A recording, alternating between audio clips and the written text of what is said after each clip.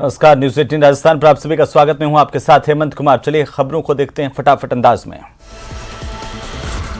छात्र संघ चुनाव को लेकर उम्मीदवार कायदे कानून भूल गए हैं। राजस्थान विश्वविद्यालय में लगातार आचार संहिता की धज्जियां उड़ रही है। छात्र संघ चुनाव के दौरान आरयू में डीजीपी पार्टी मामले में खबर का दमदार असर देखने को मिला। आरयू के कुलपति और चुनाव अधिकारी ने जांच के आदेश दिए हैं।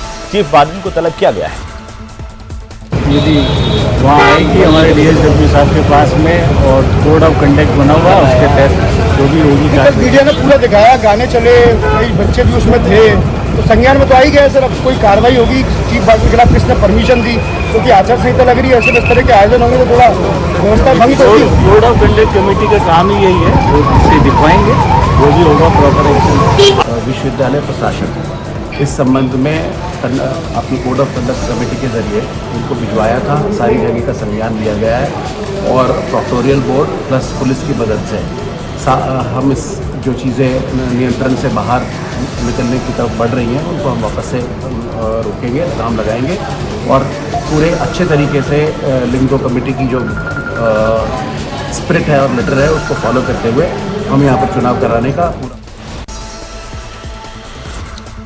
तो वहीं जोधपुर पहुंचे केंद्रीय जल शक्ति मंत्री गजेंद्र सिंह शेखावत अपने आवास पर जनता से रूबरू हुए और मौके पर समस्याओं के समाधान को लेकर संबंधित अधिकारियों को भी बुलाया गया। इस दौरान गजेंद्र सिंह शेखावत ने 24 तारीख को होने वाले विक्रम सिंह राठौड़ की पुण्यतिथि पर रक्तदान शिविर के पोस्टर का विमोचन भी किया। अवसर पर उनके सभी साथियों ने, दोस्तों ने उनकी असामयिक मृत्यु के बाद में उनकी स्मृति को चिरस्थायी करने के लिए एक रक्तदान शिविर आयोजित करने का निर्णय किया है।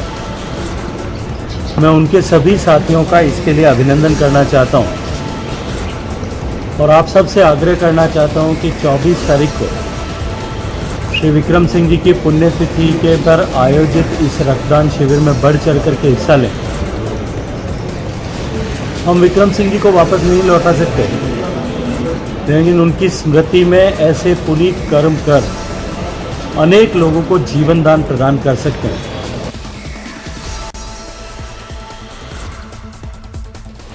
जालोर के सुराना में दलित छात्र की मौत के बाद कई दिग्गज नेताओं का इस पूरे मामले को लेकर जालोर आने का सिलसिला जारी है। वहीं आरएलपी के सुप्रीमो हनुमान बेनीवाल सड़क मार्ग से आज जोधपुर पहुंचे, जहां सर्किट हाउस के बाहर पत्रकारों से बातचीत करते हुए उन्होंने जालोर प्रकरण को लेकर प्रदेश की सरकार पर जमकर निशाना साधा। एक थप्पड़ से कोई मरा गया आज तक? ये सारा कांग्रेस सरकार की लिपापोती कर रही है। और दूसरा, भारतीय जनता पार्टी का एक भी नेता इस मुद्दे पर नहीं बोला। आज भी जो बीजेपी में प्रदर्शन कर रही है, इसमें जालोर प्रकरण को दूर रखा और दूसरे मामले डाले, जनता का ध्यान दूसरी ओर इंगित करने के लिए। राजस्थान भाजपा कांग्रेस मुक्त कैसे हो, इसको लेकर राष्ट्रीय लोकतांत्रिक पार्टी कटिबद्ध है।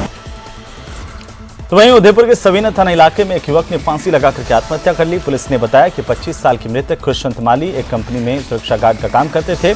नाइट ड्यूटी के बाद वे सुबह जब अपने घर पर लौटे और कमरे में चले गए, इसके बाद सुबह 11 बजे उनके पिता ने आवाज लगाई तो किसी तरह की प्रतिक्रिया नहीं हुई। खिड़की से झांक कर देखा तो उनका शव फंदे से लटका हुआ था।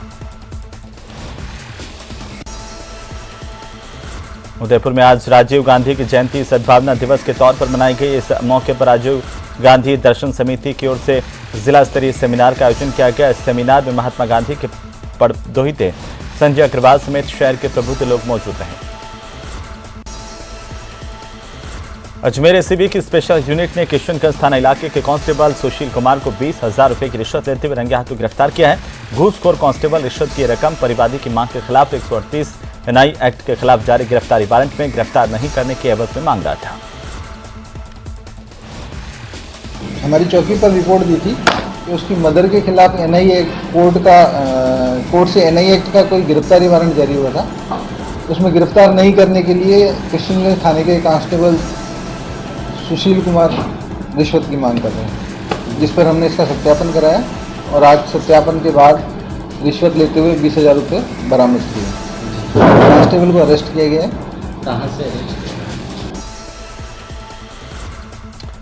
और अब बात अजमेर जिले की, जहां नसीराबाद कस्बे में आर्मी इंटेलिजेंस और सीआईडी की टीम ने कार्रवाई करते हुए 3 ऐसे आरोपियों को गिरफ्तार किया जो खुद को सेना में होने का दिखावा कर लोगों से ठगी की वारदात को अंजाम देते थे। मुख्य आरोपी बूंदी जिले का रहने वाला है। वांगीलाल यादव नशीराबाद का रहने वाला है। उसका मकान हाउसिंग बोर्ड नशीराबाद में है। उसने थाने नशीराबाद सदर पर एक रिपोर्ट पेश की कि मेरे मकान में 3 महीने पहले एक किशन लाल मीणा जो बूंदी की तरफ का है वो निवास कर रहा है। मैं मकान की सार संभाल करने देखने जाता हूँ तो मुझे ऐसी जानकारी वहाँ मिली है कि वो फर्जी आर्मी अधिकारी बन के लोगों को। तो वहीं अलवर के जनाना अस्पताल में पैंथर घुसा जिससे अस्पताल में हड़कंप मच गया। सूचना पर वन विभाग की टीम मौके पर पहुंची और यहां से दरअसल ये पैंथर भाग गया बाजार की तरफ। बाद में इसे ट्रैंकुलाइज किया गया और पिंजरे में कैद कर डॉक्टरों की निगरानी में इसे सरिस्का वन्य क्षेत्र में छोड़ दिया गया है। अलवर में कृष्ण जन्माष्टमी के मौके पर जल संसाधन मंत्री गजेंद्र सिंह शेखावत कंपनी बाग में हांडी फोड़ कार्यक्रम में शरीक हुए और इस दौरान उन्होंने मीडिया से बातचीत करते हुए कांग्रेस के प्रदेश अध्यक्ष गोविंद सिंह डोटासरा की बातों का जवाब दिया। अब राजस्थान की सरकार आज भी जिद पर अड़ी है, जबकि किसी भी परिस्थिति में कोई भी डाउन स्ट्रीम का स्टेट मध्य प्रदेश उसके लिए राजी नहीं है। न तो मध्य प्रदेश से एनओसी लेकर के आते हैं और न उसको ठीक करते हैं। मुझे ऐसा लगता है कि राजस्थान की सरकार की मंशा उसे करने की नहीं है, उसको अटकाने की है। राजस्थान की सरकार, मैं आज आपके माध्यम से कहना चाहता हूं कि इसको 50% की बजाय 75% डिपेंडेबिलिटी पर करके भेजे।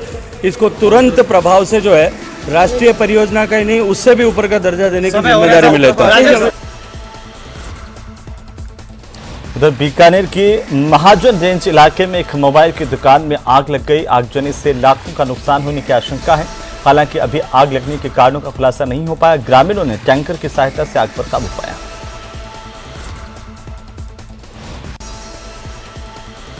कलेक्ट्रेट सभागार में शनिवार को जिला कलेक्टर प्रकाश चंद्र शर्मा ने जिले भर के अधिकारियों के साथ मिलकर तमाम योजनाओं की समीक्षा की और इस दौरान उन्होंने स्पष्ट रूप से निर्देश दिए हैं कि सरकार की जो प्राथमिकताएं हैं या फिर जो फ्लैक्स वाली योजनाएं हैं उनके लक्ष्य किसी भी हाल में पूरे होने चाहिए।